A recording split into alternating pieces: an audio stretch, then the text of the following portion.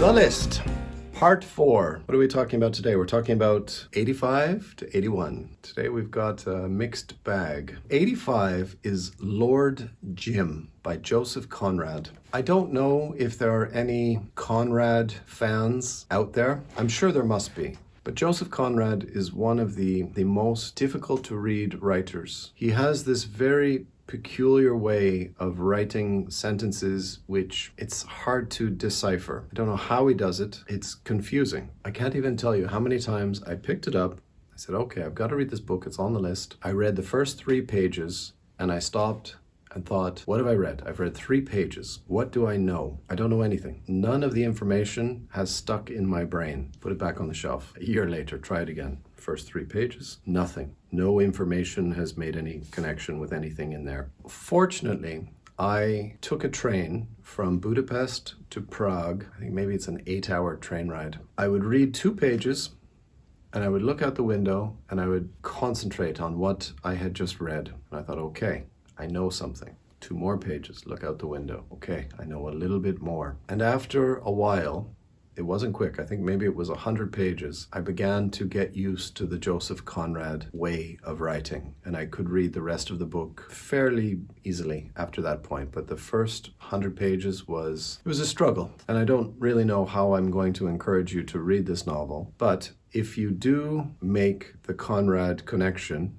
as I did once upon a time, Lord Jim is a very important book to read because essentially it's quite a simple story. There is a man who dreamed his entire life of being a captain of a ship. His first job, he was quite a lowly position. And unfortunately, there was a tragedy where it seemed that the ship would sink and they had to make a decision of whether these 3 people could jump on a lifeboat and escape and let the ship sink with hundreds and hundreds of passengers killed, or should they try to wake everyone up and try to evacuate as many as possible, probably lose their own lives in trying to do the morally correct and I think also the legal thing. As a captain of a ship, a legal obligation to try to save the passengers before you save yourself. To abandon ship without having at least attempted to do that, you will never be allowed to be a captain of another vessel for the rest of your career. Unfortunately, that's what happens, that they feel that the ship is sinking beneath their feet at any second and just fear grips them, and in a panic they jump into a lifeboat and they paddle off. The ship sinks a little bit, but then it stops sinking. The next day the ship is towed back to harbor, repaired, and everyone on the boat is saved. Nobody lost their life at all. But these 3 or 4 people who ran away in the lifeboat are deemed cowards and criminals, and they are unable to accept being the captain of another ship because of these actions that they were caught. And this character, Jim, has to live the rest of his life with the weight of his guilty conscience on him. And it's something that nearly destroys him. The guilt of having done that. Even though people understand, they realize that yes, in the heat of the moment you might have taken the cowardly action because you were gripped with panic. I'm not giving too much away. That's just the beginning. That's what sets the novel in motion. And it's more the agony, how this man bears to live with himself after that makes up the lion's share of the novel. Now, we come to number 84, The Death of the Heart by Elizabeth Bowen. So this is the list of the 100 top English written novels of the 20th century. Out of the 100 titles, I have not read 6. And it just so happens that last week there was a title I hadn't read, The Old Wives' Tale. And this week, there is a title I haven't read, this one. And next week, there will be another one that I haven't read, Finnegan's Wake. I don't know how it is that these 3 novels I haven't read are grouped so closely together. So I can't tell you too much about The Death of the Heart, except that I'm a little bit shocked that I haven't read this book because it seems to be written just about one of my absolute favorite times for literature. It was the period between the First and the Second World Wars. That was some of the richest literature and some of my favorite stuff. I love those books. I think what has happened is that I have always confused this one with one of the other books on the list, so that I glance at it and think, oh, I've read that, but I haven't. So The Death of the Heart is a 1938 novel by Elizabeth Bowen set in the interwar period. It is about a 16-year-old orphan Portia Kane, who moves to London to live with her half-brother Thomas and falls in love with Eddie, a friend of her sister-in-law. Bowen called it a pre-war novel, a novel which reflects the pre-war time with its high tension, its increasing anxieties, and this great stress on individualism. People were so conscious of themselves and of each other and of their personal relationships because they thought that everything at that time might soon end. For me, that's an ideal novel that I really can't wait to read. Elizabeth Bowen. Dublin, Ireland. God, Irish writers. Number 83, A Bend in the River by V.S. Naipaul. Now, I don't know if you've seen the video that I made recently about The Unbearable Lightness of Being by Kundera, but the first time I read that, I was living in Ottawa, no European experience. Even though I did enjoy reading The Unbearable Lightness of Being, I couldn't get a very strong connection with it because I was very unfamiliar with European sensibilities. And the second time I read that, I'd been living in Europe for many years. I could appreciate it so much more. A Bend in the River is set in Africa, and I've never been to Africa. I'm not aware enough about the history, mysterious to me, fascinated by the northern countries like Algeria and Morocco. Very interested, of course, in what happened in South Africa, the racial situation. I'm very curious about the British territories like Rhodesia. It's hard for me to read a novel that is set in Africa and to feel a strong empathy with it.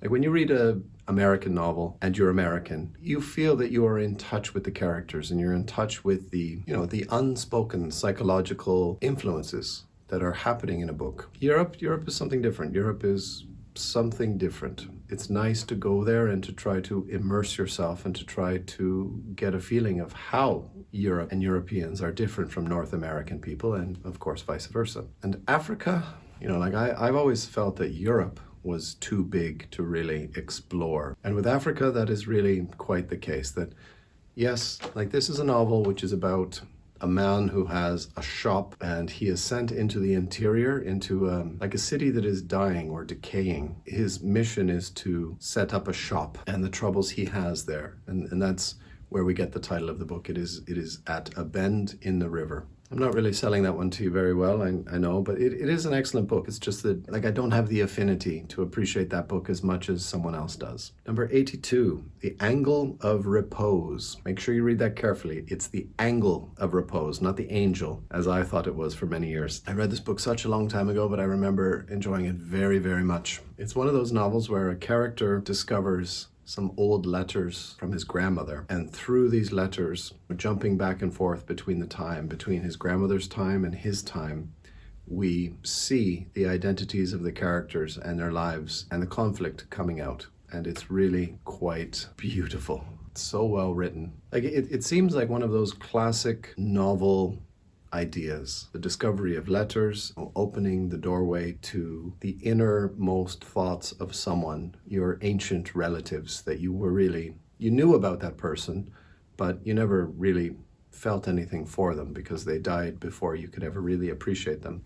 And suddenly, through these letters, you are able to strongly connect with their lives. The author, Wallace Stegner, he got into a bit of trouble with this book because he based it on the letters he discovered about this dead old woman. And he convinced the family if they allowed him to use these letters, there would be certain things that would be off limits that he could not include in his novel. And he lied to the family and he used quite a lot of information from these letters that they specifically asked him not to use. So there was quite a bit of controversy about that, in real life, that is. Oh, last one. Number 81.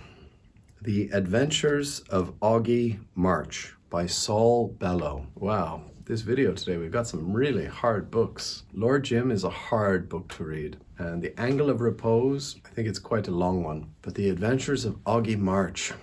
All right, let me tell you about the novel first. What I mostly want to talk about is Saul Bellow. Very quickly, Adventures of Augie March. Augie March is a young Jewish boy in Chicago, and he has a life full of adventures. Jobs, relationships with family members, traveling to new places, going to new schools, getting new jobs, going here, going there, meeting people, being influenced by people, making friends with people, making enemies with people. That is The Adventures of Augie March. I'm trying to think of some of the most well-respected authors of the 20th century. I'll ask you to do it. Who do you think are some of the most well-respected authors of the 20th century? Who do you think? 5 names would you put up there at the top? Because Saul Bellow should be one of those names. Like what I was saying about Joseph Conrad, about it being very complicated and a bit hard to decipher.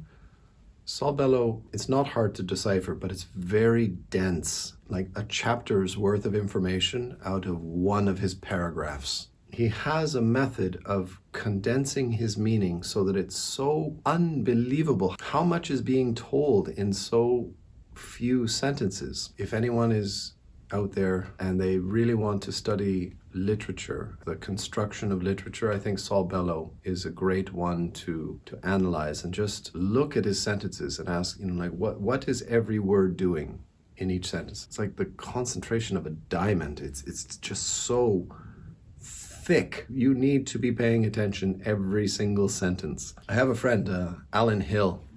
I actually made a video about him several months ago. Alan Hill is a poet. When we were making that video, Alan told me that he read a book by Saul Bellow, Herzog, Herzog, and he read it, and then he read it again immediately afterwards, and he read it again out loud to listen to the sounds of the Saul Bellow writing. And he said it was one of the best experiences he's ever had with literature, was to read Saul Bellow aloud, because the density can be a bit intimidating. Like it's, it requires quite a lot of concentration to get what he's trying to give to you shortly. And to read it out loud and to enjoy the experience of the sound of his literature, I think is something that could be extremely rewarding. Okay, so that's the list for today.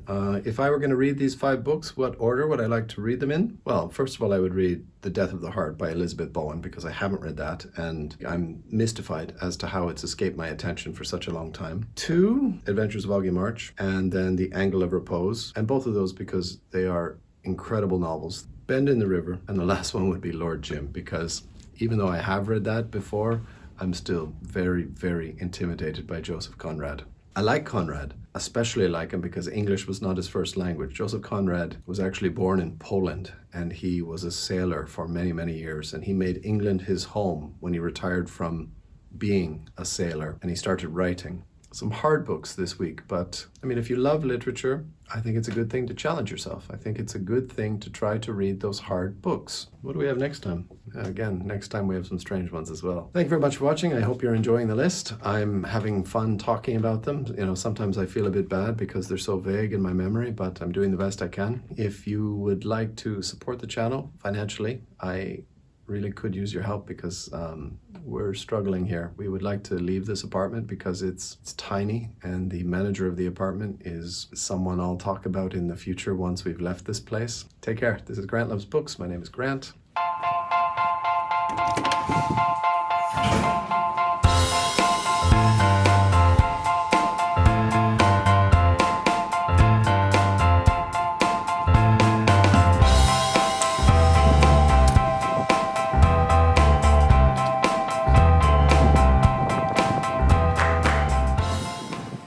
Right now I'm at 94% completion of this monstrous list, and I don't think I'll ever actually complete the list because, well, we'll get there. Wow, fucking Finnegan's Wake, man. Can anybody read that?